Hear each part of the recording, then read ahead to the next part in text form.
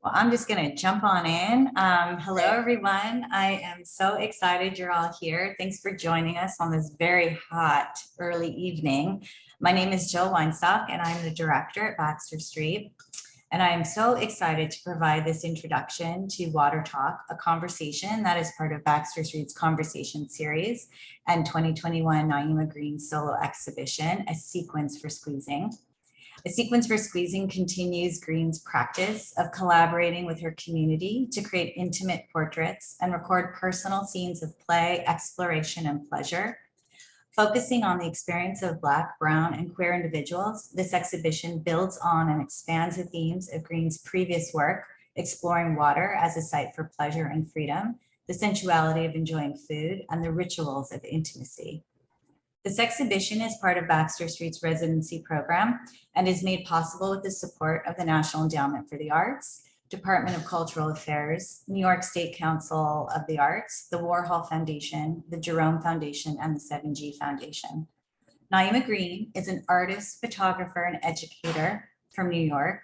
Her work is an invitation to participate, witness, and reckon with ways of being that are safe, utopic, and intimate. Green's work has been featured in exhibitions at Baxter Street, Fotografiska, Smart Museum of Art, Mass MoCA, ICP, Houston Center for Photography, Bronx Museum, Brick, Gracie Mansion Conservancy, Studio Museum in Harlem, and the Arsenal Gallery. Her works are in the collection of Barnard College Library, Decker Library at MICA, Fleet Library at RISD, ICP, MoMA Library, the Museum of Fine Arts, Houston, National Gallery of Art, Olin Library, Smart Museum of Art, and Teachers College, Columbia University. She is the Harnish Visiting Artist and Lecturer in Photography at Smith College, and she is the creator of Pursuit and its emergent archive, Skin Contact.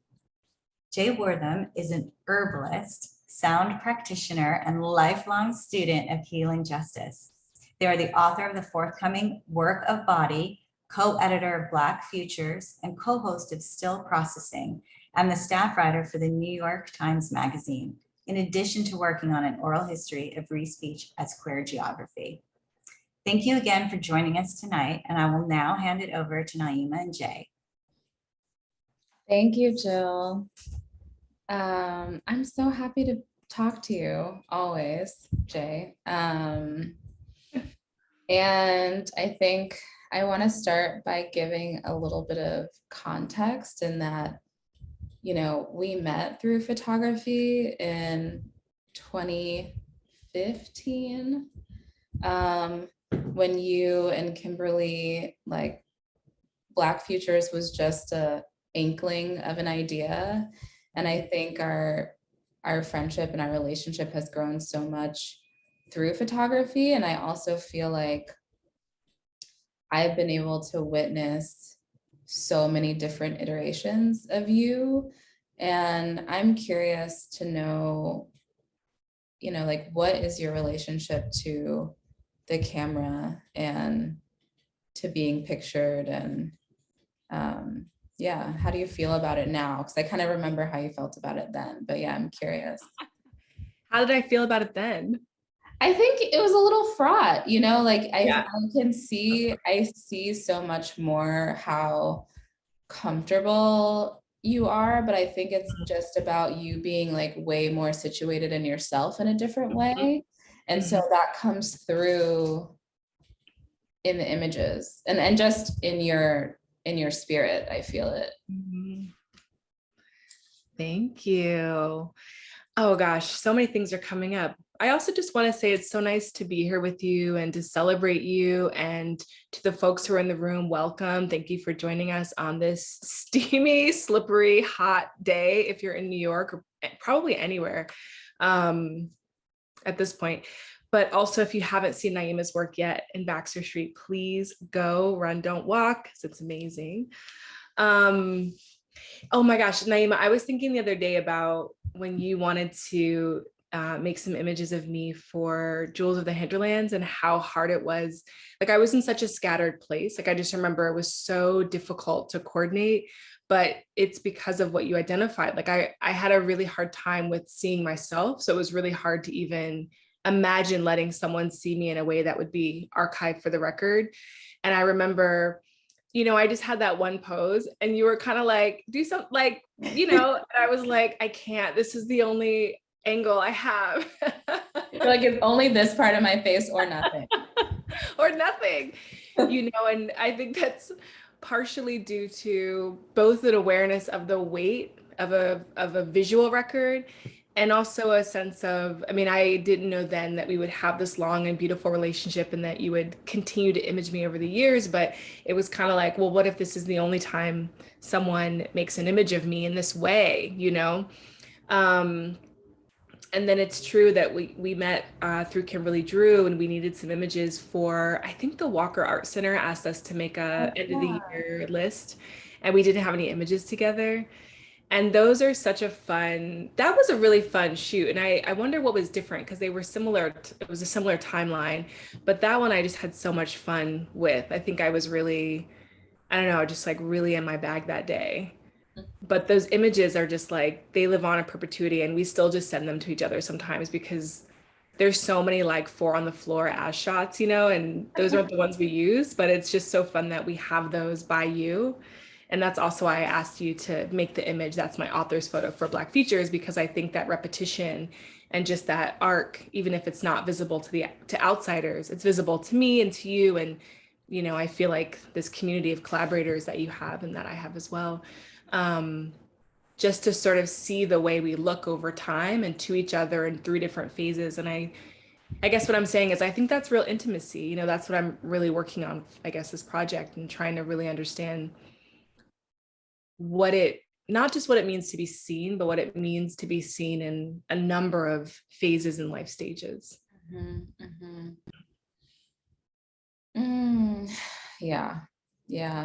I feel all of that, because I also didn't really want to be imaged myself until about 5 years ago. And I think starting by making self-portraits and like feeling comfortable to do that has also allowed me to feel comfortable and excited by, my peers photographing me, and kind of also wanting to live on through the record, even though, and like work with other artists too. And I think so much of that feels really important, to like work with people who are your peers, but who you also admire. And I think that's something that feels really beautiful about the various iterations that we've been through. And just to be able to, it's like just this ongoing conversation, over many, many years. And even thinking about this weekend, when I asked you, you said you were working on a piece, and I was like, oh, weren't you working on that idea in 2016? And so just like, I have the most bizarre memory, where I can remember like super fine details from years ago, but I can't remember what I did 2 days ago. And so just like having that click so clearly, it's like, oh yeah, we've been talking, like we've been in conversation for so long. And how beautiful it feels to know you in that way, I think, and to know your mind in writing and healing and sound and just in friendship. I'm curious for you too, like how that shows up, because this is so much of part of how you live your life, which is sort of being very present, being very intimate, making images of the people around you. And then whenever you have an exhibition, it's always interesting, as someone who's in your orbit and your friend and sometimes a collaborator, to sort of see the slice of life that you decide to reveal. And it's always a very intimate slice, and yet still very restrained. Well, I shouldn't say very restrained, but it can give this sense, everything's not always on the table. And that's also just knowing you're a dynamic person, a dynamic artist. We see so much, but there's still a lot you're not seeing, which I love that tension as a quadruple Scorpio. But I would love to hear you talk about sort of, making those decisions about what to reveal and what to keep sacred. And not that those two are separate, but. Yeah, I feel like until this show, they felt very separate, and they felt very much like, I'm making these images of people I love, and there's a way of holding that feels like I don't want to give everything up, you know? And I think for this show, there was a lot of shifts in the way that I was just holding myself and thinking about, like, was I restrained because I was like scared or nervous, or was it a fear-based thing, or was it a protective thing? And I think it can be both, but I think for this show, I really wanted to let that go and wanted to really think about, like, kind of the images that I wouldn't necessarily show, or images that that I hadn't thought about as something that might be interesting in an exhibition. And this show was really, I mean, a lot of it is inspired by the artist Jerome Ellis, and he writes and makes music, and in a book that he has, it's all about like the stutter. And when I was first introduced to his work in January at the Swiss Institute show that Sable curated, I just couldn't stop thinking about how a stutter is an elongation of a moment or a word or an idea or a sound. And it actually allows time to stretch in a different way. And so thinking about that, I started thinking about double exposures, and I started thinking about like actually showing the really sensual pictures that I love making but don't always share. And so, and also thinking about the slowness of not knowing what's going to happen. And I think I'm so used to kind of working in a way where I have very clear parameters for myself, and then I can be free within those parameters. And now I'm really interested in like just creating experiences with people and seeing what comes up through that. And so a lot of the, I guess all of the images in the show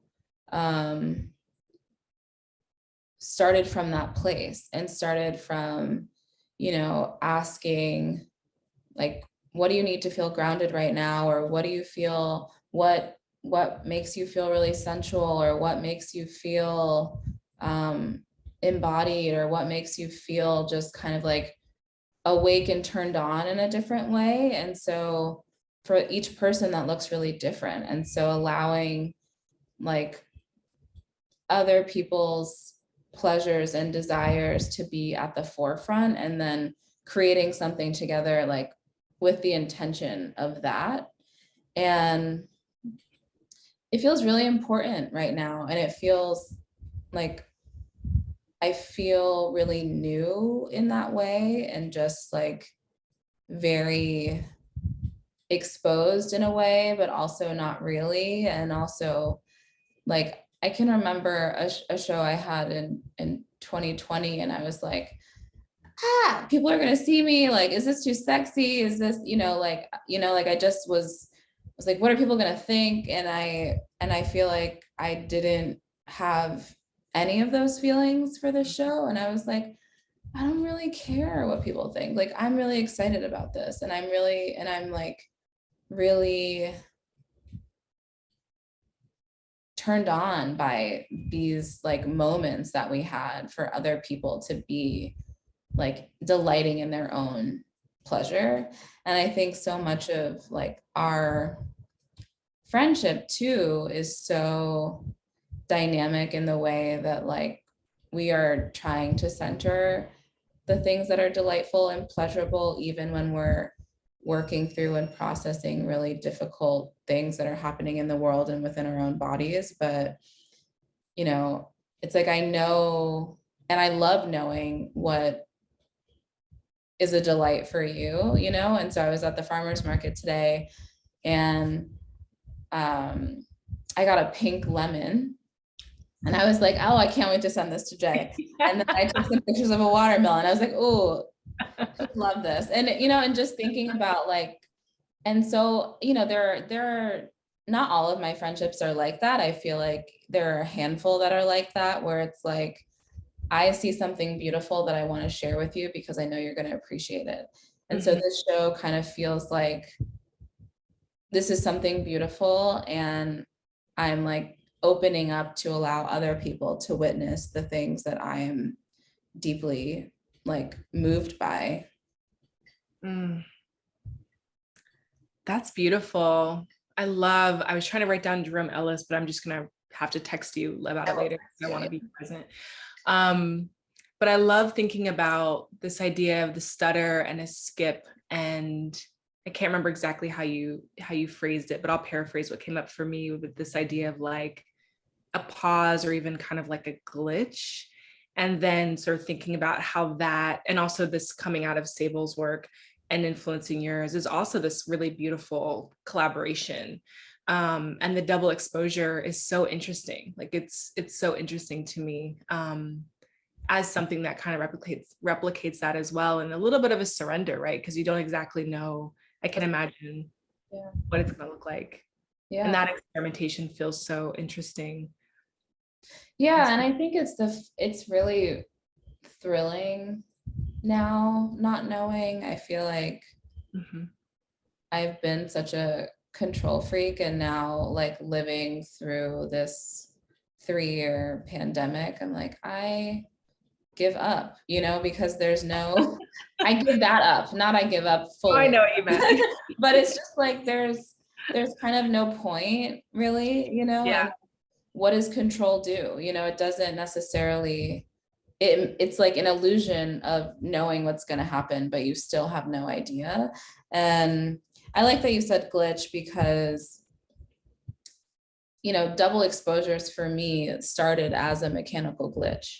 And so now they're more intentional, but I love that it started because of the tool and because of the way the tool was working and is working. And so there's something like you have to surrender or submit to that and just to the moment and play with it, rather than feeling like, oh shit, I don't know what's going to happen, And so I think that's something that's really coming to the forefront now.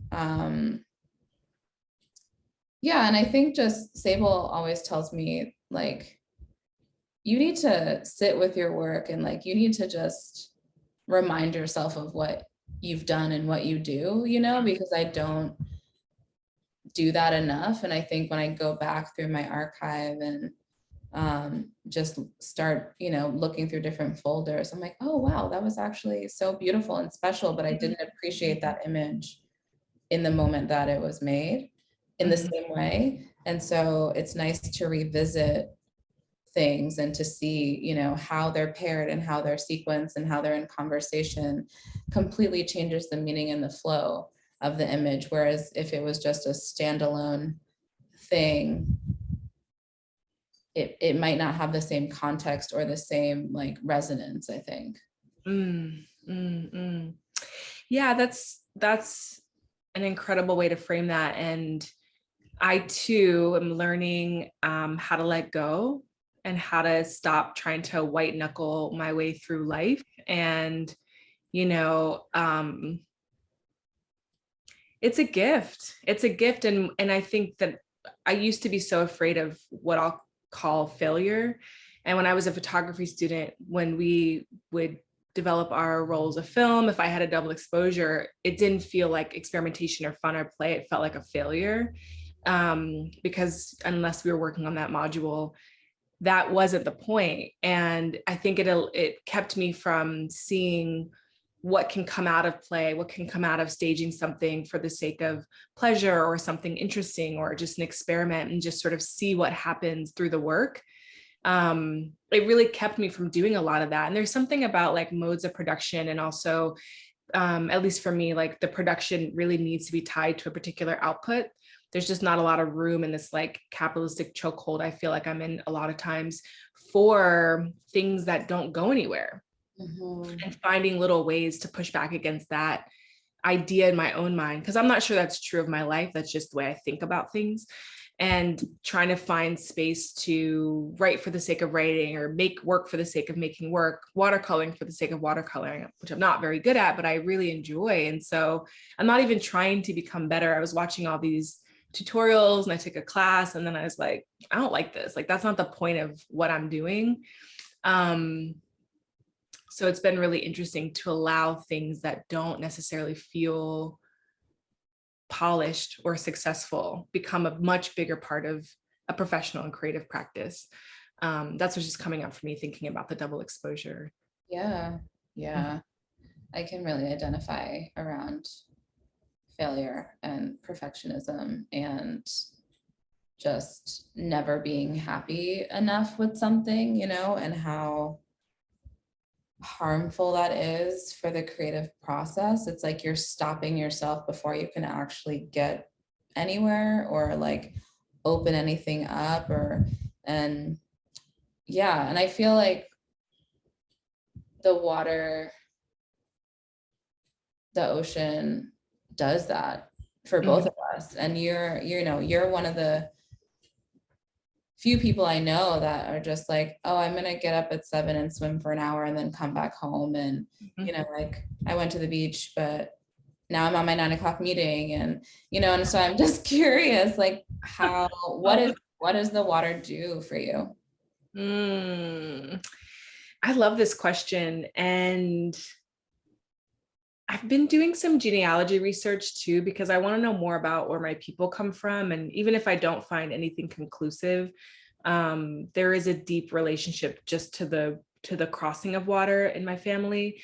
But I did grow up on the water. I grew up with children of 2 people who really saw the water and summertime and things associated with that as being just the ultimate access of pleasure and a type of privilege that we didn't enjoy very often.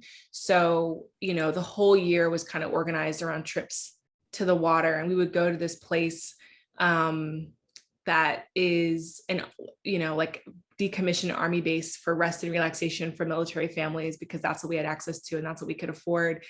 And it's a place that I really want to revisit now as an adult, because I have all these images in my mind as a child from that particular place, like near the Chesapeake Bay, that I'm like, what is it like now? And like, and someone that I know from childhood was like, oh, I went there recently, this place you'd always talk about as a child.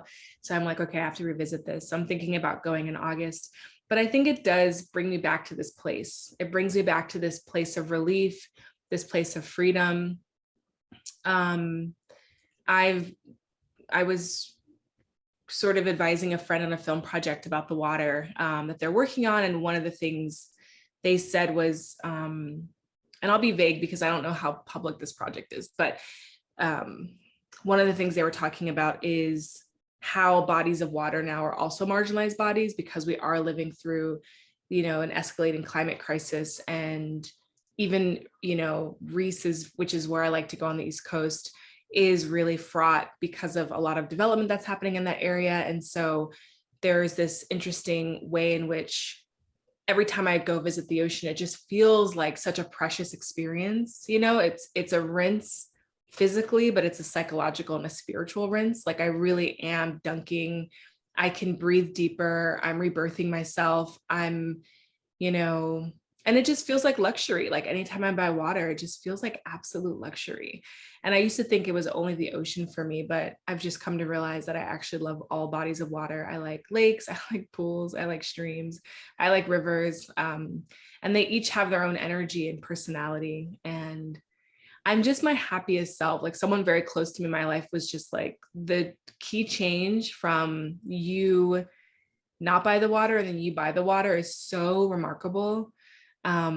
And that's why I'm like, I just want to find out, like, I don't know, like, there's some like uncle in my family who was like an oysterman or like a crabber, because it's just like, I don't know, there has to be like a fishmonger or something like that in my past, because the way I just feel at home on the water is unreal. Yeah. Mm-hmm. Yeah. Yeah, and I mean, I think also that's where our friendship started too, like going to the beach together and Mhm. just sharing the sand in that way. Mhm. Yeah. What's something that's felt delightful for you today? I love this little neon bra that I'm wearing. Absolutely delightful. Sexy. Um, it's a Fleur de Mal. It's just like their little satin triangle. I have them in so many colors. It's my favorite treat for myself. Um,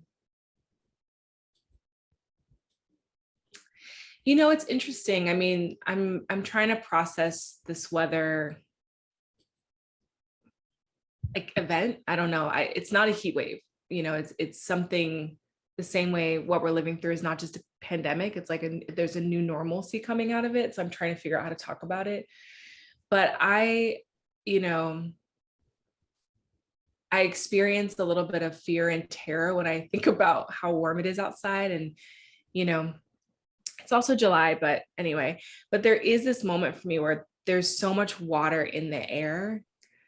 And then when I step outside, it's like the way I just immediately start sweating, I find to be so unbelievably sensual. And I'm someone who likes to sweat. I'm not afraid of sweat. I don't mind if you can see my sweat. Sometimes I will dress so the sweat comes through. I like to sweat through something and then it becomes sheer. Like, I actually think that's very sexy. I might be very alone in that, but I don't mind the drip. And I felt that like trickle, how there's always like, you just notice that one bead, it's like behind the knee or Always under my boob. yeah, it's under the boob. For me, it's just like down the middle of my chest. And it actually kind of delighted me, surprisingly. I love that. I love hearing that and thinking about sweat in that way. And it's also it can be so private, like when the sweat starts dripping down your back and it's like, ooh, only I can feel this like dripping into my butt crack and like no one else can see it. And how like that also feels really exhilarating too. Yeah. And for me, embracing sweat too has been about embracing imperfection. I mean, our King, Lord, and Savior, Beyonce said, I'm done with perfectionism. I don't care if y'all like this song. I'm putting it out. I'm gonna do what I do. And I just really feel like my whole anti-sweat thing used to be about like, I don't want to look messed up when I get where I'm going. But that's just, I don't know, like if you live in New York or you're going to sweat, or if you're getting in a hot car, like you're going to sweat, like your makeup's going to melt a little, like your hair is going to come undone a little. Like I'm just trying to find a little bit of release in that to joy rather than like frustration at my body's natural process. What about you? What's been delightful for you today? I'm still thinking about the undoing that you're talking about, but Mhm. I really like. What's been delightful for me is meeting up with one of our dear friends to go to the Santa Monica Farmers Market. Very quite a few people close to me have been losing things, like losing people, losing jobs. And I think I've just been trying to figure out like how to hold and support them while also feeling like so out of it myself, and just feeling so, I said scattered earlier, but it's like, it's a different feeling than that. It's just kind of like I don't know. I don't have the language for it yet, but it's just kind of like it's like feeling slow, but also not being able to rest. And there's a tension with it somewhere that I'm still trying to figure out. But I think, yeah, the delight in just going to the farmer's market in the morning and walking back and forth and asking like, okay, who's your favorite stone fruit vendor, and just all the things that like people who love farmers markets are like tuned into, where it's like, oh no, when I go to the farmers market, I'm like, okay, that's my apple guy, that's my blah blah blah, and so having that being taken through the market through someone else's like this is my melon person. This is my lettuce person. And I love that. I love that. Did you get the good garlic? I did not get garlic because I'm staying at a hotel with no kitchen. So I just came over to like cook for lunch. I didn't get garlic though. I love that. Yeah. We did get a comment via the Q&A feature. And so I did want to say, we'll leave time at the end, I think, for questions, but if people have them as we're talking, pop them in. We would love to hear what you're thinking as well. I wonder, maybe they were talking about my not knowing how I feel, but this person said the word exile comes to mind. Yeah. I mean, I think this is a moment for a new vernacular and a new grammar of being that is not fully articulated yet. It's not beyond language, but I think maybe it's things that are really somatic, really being felt or not felt in the body, that are kind of, at least for me, it's like bubbling up. Like I'm very aware that I don't have the vocabulary or the words to talk about the myriad of things that are happening simultaneously, and the excitement and joy and like deep grief I feel. And, you know, to be in what we're calling a sixth wave of this wave of COVID infections. And, you know, the one thing that's wonderful at the very least is like, I know how to care for people better now. Like, it was really tricky in the beginning to figure it out. And now there's, you know, more of a shared knowledge of what that experience is like and what might be helpful, what might not be helpful.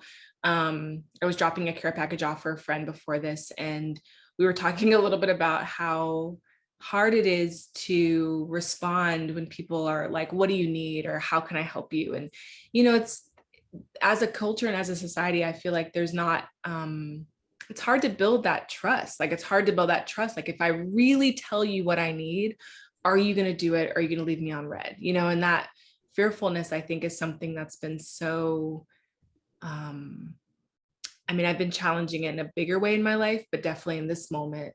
And I feel like in our community, in our group of friends, that's a place where I feel very, very, very safe to speak my needs or learn to sort of we have that trust. Like, when we also just have that language of care between all of us too. And that sheer delight in beautiful things. Like, you're talking about the pink lemon and the stone fruit. That's like a through line in the friends of group that we share, you know, like that is a universal thing. If we gather, it is going to be beautiful, and it is going to be rich and going to be delicious. And I don't know what to call that either, you know, but it is such an antidote to this time.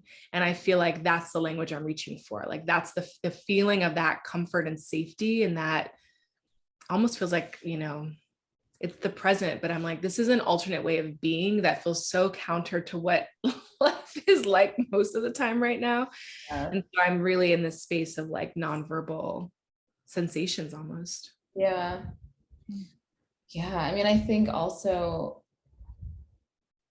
I'm starting to really feel and be reminded physically of how that way of being that you're just describing does not have to be an outlier, you know, and it doesn't have to be like, oh, we're getting together for a beautiful weekend and now we're back to our lives. And it's like this sharp, this kind of sharp departure. And just really recognizing how we weave those things in, and also trying to think about weaving that into other parts of my life. And so thinking about, you know, my relationship to work and the way that I listen to my body or don't. And, you know, last summer, I feel like it was really hard for me to ask for the help that I needed, because I also didn't know what I needed. And so it's like that question when people ask, like, what do you need? I think now I have more language for it, but then I was like, I don't know, like a different body. Like, I don't know what I need. And yeah, and I think it's also so generous to allow other people to witness you in a hard time, and like to actually allow people to be there for you. And I think that's something that I've been learning more and more. And it's been really challenging for me because I'm just so, my kind of default is like, figure it out on your own, don't burden other people. And so just recognizing how the fluidity that can go from like, oh, I heard this beautiful song, to I really need you to make me a tincture right now because I'm struggling with XYZ, is just like very fluid. Yeah. But it takes the vulnerability to get there and to allow that to be true of friendship. Like you just don't arrive there, and and you just don't, get to a place of depth without work and without trust and without like pulling things apart. That's right. That's totally right. Yeah.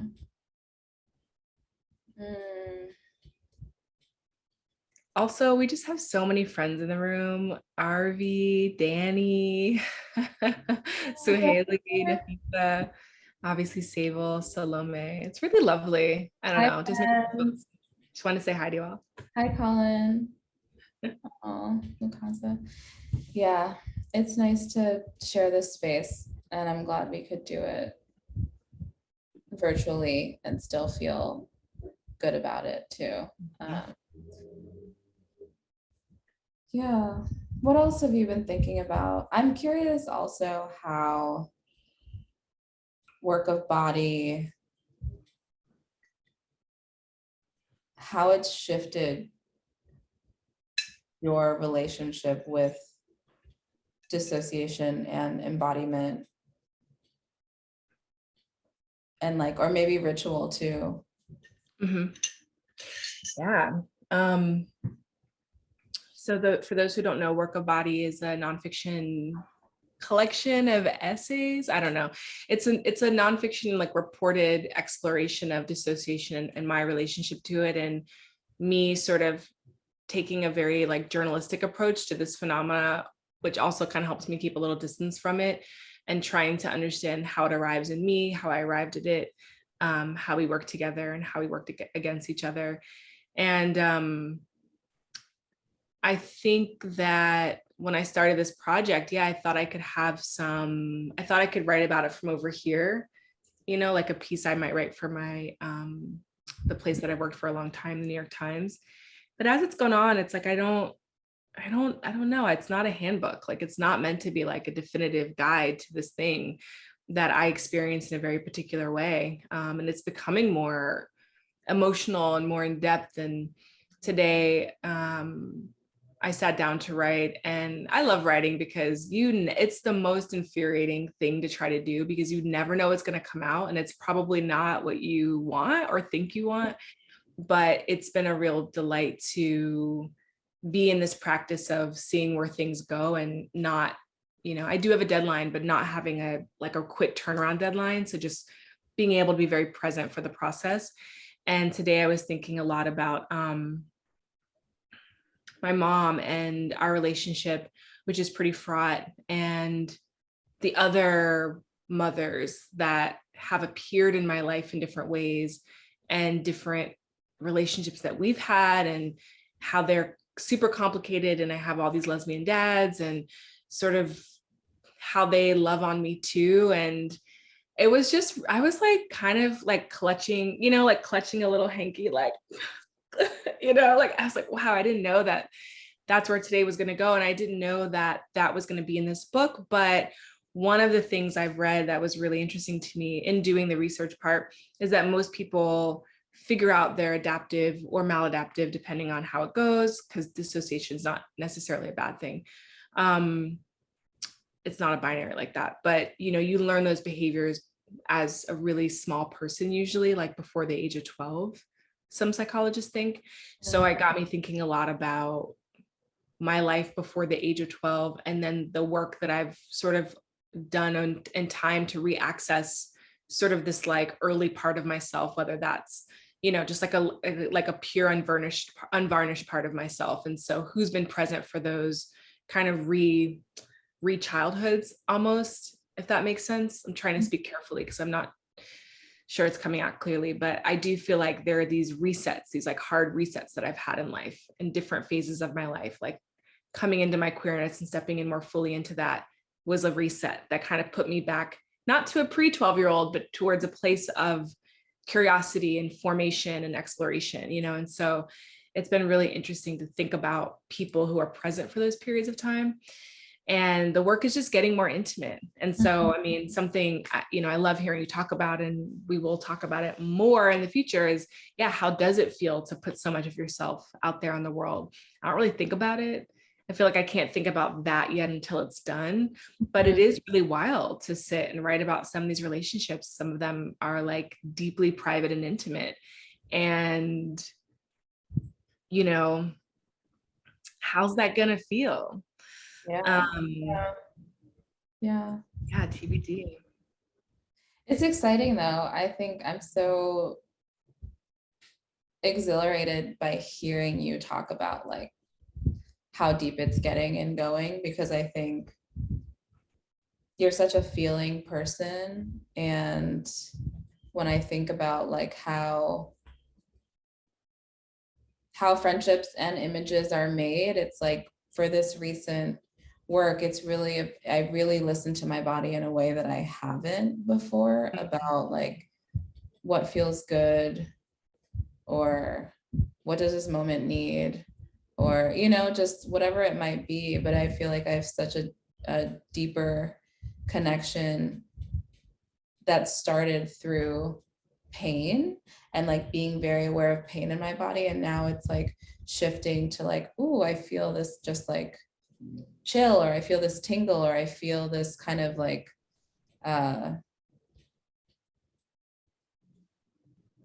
also don't have the word, but almost like a kind of like when you feel a little bit lifted outside of your body. Like that feeling, and how you just have to like ride it out, you know, and allowing that to be true and enjoyable, and like just let it be, I think.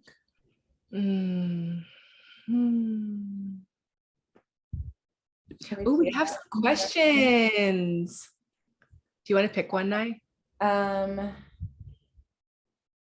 Let's start with Danny, who says, I'm so curious about whether bodies of water in different countries have a distinct personality, sensibility to them for both of you. I love that question.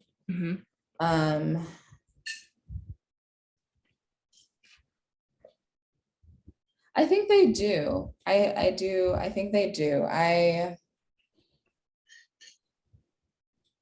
think even different parts of the US, they have a different meaning and feeling for me that is also coming from the context of the place. So like, for example, going to the beach in Barcelona didn't feel that great for me, you know, because there's so many things about queerness that people there are really challenged by. And I hated being called Chico everywhere. And I was like, I'm not a boy just because I should have short hair, but they're like, yes, you are, you know?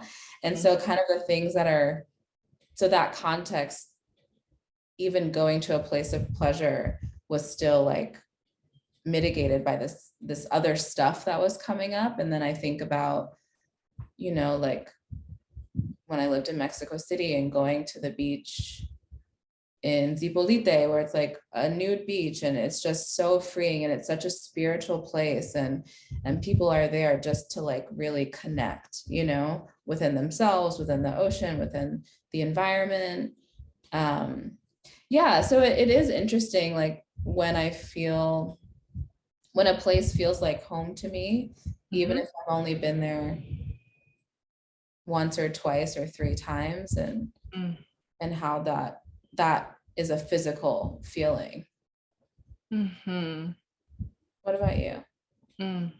Yeah, I love that question from Danny, because it's totally true. And, you know, Danny's in South Africa, and I was, which is where we all met. And I was able to travel to Durban while there and visit the ocean there. And see the sunrise, and it's a dolphin coast. So there's just so many dolphins swimming through the water. Like it was just deeply emotional. It wasn't really water that I was swimming in a lot, but just like the sights and sounds and just the visual experience of that ocean was incredible.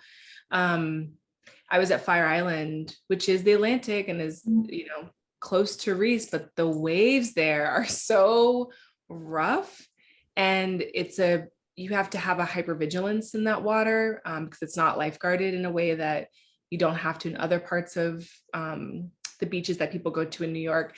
And so that's its own thing. But it still feels quite safe, but it is just the undertow is really strong, and there's a watchfulness, and you very much have to pay attention to what the sets are doing before you try to get out. And that used to really scare me about getting the ocean. Like you can't always get out when you want to. You really have to see what the ocean's doing and then negotiate that. And then last year, actually earlier this year, I guess, and some of last year, I was spending some time in Hawaii, and the way the waves feel is so different, and the temperature of the water is so different, and the look of the water is so different. But one thing I would always think about is there's no real shelf. Like the waves are just coming. Hawaii the archipelago is so far from anything. And there's the waves are just coming in these like unbridled, cones. I don't even know. These logs of energy are just coming in, and it's still so gentle at times. Like it's just a very interesting and beautiful feeling just to sort of recognize and notice the personalities of the water and the spirits that they contain. It's definitely the spirits. And I feel like that relates to both Janet and RV's question. Janet is a controlling Capricorn, and I thank you for saying that, because I also have 7 placements in Capricorn, so I feel you. What Capricorn come through? A lot. And then RV's question of what's your relationship to astrology, and I think those are great questions. And I think that I think of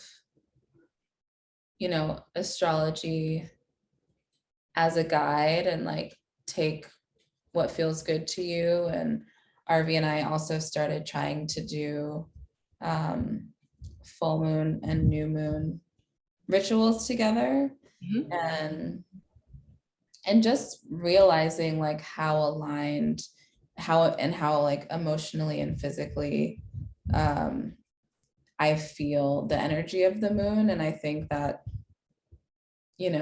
I think astrology is way more like mainstream and acceptable and accepted now. But I think if I had 10, 15 years ago said, oh, like the moon is really making me emotional today, and people would be like, what are you talking about? And now it's like, oh yes, like I feel you, me too. And just to like that shift to thinking about planets and spirits and energy that we all feel, but like people choose to ignore, or I don't know, have not welcomed that energy in. Maybe I think that also feels like a shift in allowing, and I don't know what I'm trying to say. I guess the relationship to astrology is strong. And yeah, I'll leave it there. What do you think? My relationship to astrology is present and powerful. I used to really obsess over my horoscope and my placements, and I don't know, like it used to dominate a big part of my life. And now I'm sort of more interested in thinking about the transits. The Chinese app is really helpful for me understanding the dynamics of how systems are evolving and what that means for me. And so I think it's becoming more of an allegory or metaphor for just understanding how everything is in relationship to everything else. And that we can also take these bodies of knowledge, bodies of wisdom that are archaic and old, and appreciate them as having valid input in our lives. So it's always a teacher to me. I think I'm using it less as like a soothsayer of like what this week is going to hold, and more of a teacher about just how everything is kind of impacting everything else, which feels like a really important lesson to learn right now. And then I wanted to respond to Janet quickly about some techniques for losing the grip, the iron grip on things. I mean, my default is to attempt to be a controlling person, but I think if I am really honest and accountable with myself, it doesn't actually work. And it doesn't make me feel happy. It actually just results in me trying to control other people rather than focusing on myself. So, I think I've had to really come to terms with a bigger order of things that are so beyond me, and using that as a framework for releasing, right? Because my function of control is a response to feeling like if things don't happen a particular way, it's not successful, or it's not going to work, or not good enough. And recognizing that it's really okay if the laundry that is just outside this frame that no one but me can see is still not folded and put away. That's fine. It is fine. I was just traveling. It will happen. And I think I used to really struggle with feeling like every single thing had to be in place.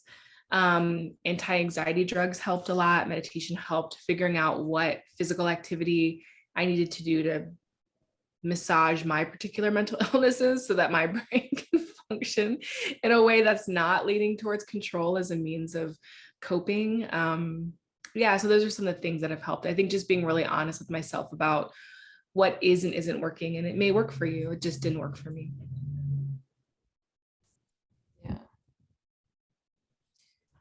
I hard agree to a lot of what you just said. And I feel like even, in trying to like loosen that grip, I still struggle with trying to control things, and like it's not like it ever goes away. It's just I have more of an awareness of it, and more of like, hey, you can just chill. And I also have a partner who reminds me every day of just like, hey, just sit on the couch. Like, I would love to see you do nothing but sit on the couch and watch TV. And I'm like, and then just like sinking into that and allowing the people around you, I guess, to also, name that struggle to maybe people who can also help you be accountable. And I think also being accountable to ourselves is like listening to what our bodies and minds are communicating to us about discomfort, about pleasure, about,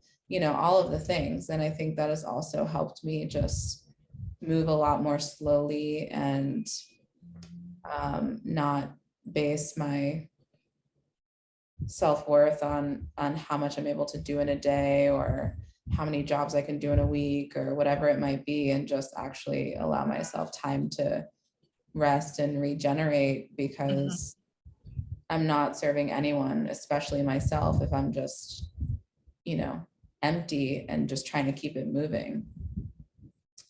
And we have one last question from Kristen, who asked, I'm curious to hear more about getting out of a stuck place creatively. How did you move past pain and uncertainty to create from a place of pleasure?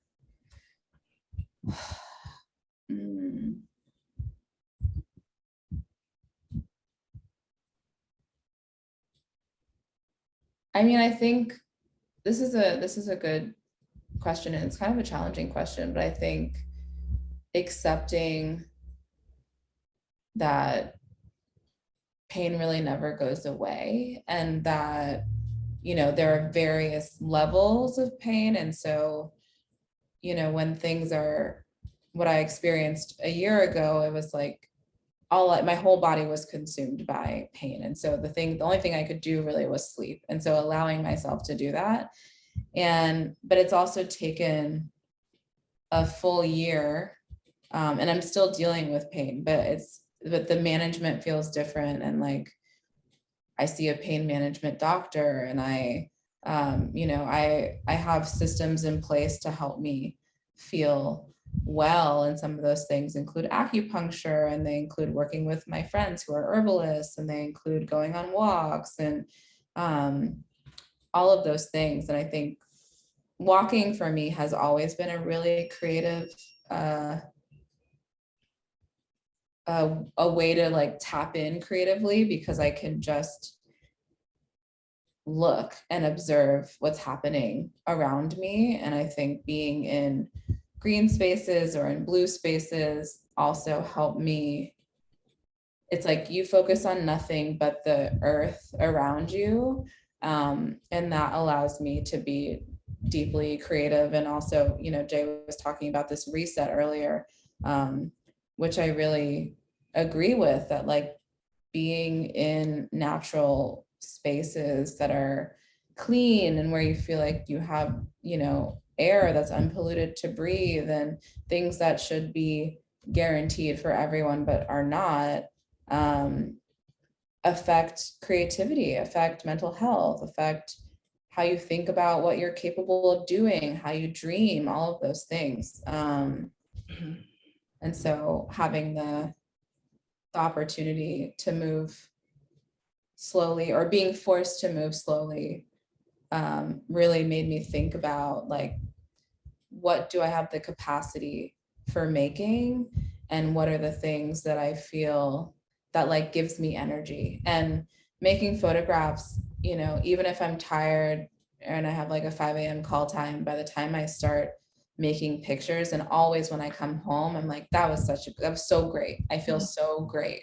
And so to keep following the thing that continues to make me feel good every time I do it in very different situations is like, I would be doing myself a disservice if I just stopped, you know? Yeah. What about, do you want to answer that question? Are you feeling? Sure, I'll answer it quickly. So we're kind of at the end of our time, but I did love that question. Because there's also this element in that question about uncertainty. And I think what I wanted to say is that, or what I wanted to say, I know what I want to say, is the uncertainty never goes away for me. I'm just becoming so much more comfortable with the not knowing and the not knowing. I'm becoming a lot more comfortable with the lack of productivity. There's some meme going around today about like nobody wants to work anymore. It's just like we've just come to this collective realization that work is, I don't know, like it is, I don't know. I just feel like we're in the middle of like a huge consciousness raising about labor and hierarchies of power and how unfair labor dynamics are in this country and in the world. And I never wanted to work, but I always felt like it was a necessity. And now I'm coming to a place where I can see work as either being like work that I kind of have to do to make a living, or work that's a luxury. And for me, creativity and that practice is a luxury. So when I'm in the uncertainty of it all, I see that as a gift. Like I remember all the minimum wage jobs I had, you know, and I'm not in that place anymore. So for me, dwelling on the uncertainty of it or the pain of it, I can do a quick shift and focus on the pleasure of it, because I can see there are like a couple different kinds of work that I get to do, and some are capital W and then lowercase w, and the lowercase w is like the stuff I have to do to make money that I don't necessarily love, and then the other work is the work I get to do. And so I think that helps me move from my perception of what is painful and difficult and finding the pleasure in it. If that was a very long meandering answer to that question, but I wanted to try to get that out because I'm thinking a lot about what I get to do, not what I have to do. A lot of things I have to do. Yeah.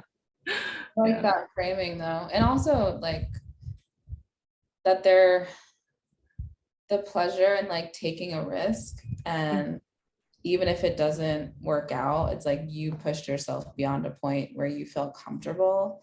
And I noticed that in all the times that I do that, I grow so much, and I am able to, you know, whether it be just like trying new techniques or experimenting or allowing myself to, you know, be a voyeur in my own work and whatever it is, but it's like taking the risk always feels good, and like communicating my needs also, like always, there's always a reward after that. Does that feel like a good place to land this? Yeah. That was Thank really you for lovely. being here. Yeah. I'll come closer too. Thank you for inviting me. And I just like want to give you a hug, but yeah, all that. I love you. I love you so much. I can't wait to see you so soon. Thanks everyone for coming. Have a great rest of the day. I just wanted to say thank you so much. It gives me such pleasure to be engaged and delighted in this conversation. And I feel very privileged to be a part of your special space that you two share. So thank you for inviting us.